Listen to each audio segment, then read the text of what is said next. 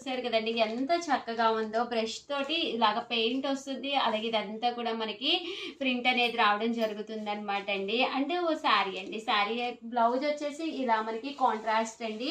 శారీ అంతా కూడా ఇలాగ పికాక్ డిజైన్ వస్తుంది. స్టాక్ అయితే లిమిటెడ్గానే ఉంది. స్టోర్కి వచ్చేస్తానంటే హ్యాపీగా వచ్చేసేయండి. ప్రతి దానికి కూడా బ్లౌజ్ ఉంటుంది. స్టోర్కి వస్తే కాస్ట్ తగ్గుతుందా అని అడుగుతున్నారు. తగ్గుతుందండి, ఎందుకంటే కొరియర్ ఛార్జెస్ అవుతాయి. మీరే నేరుగా స్టోర్కి వచ్చారు అంటే కాస్ట్ అనేది మేము తగ్గించి చేసేసేయండి.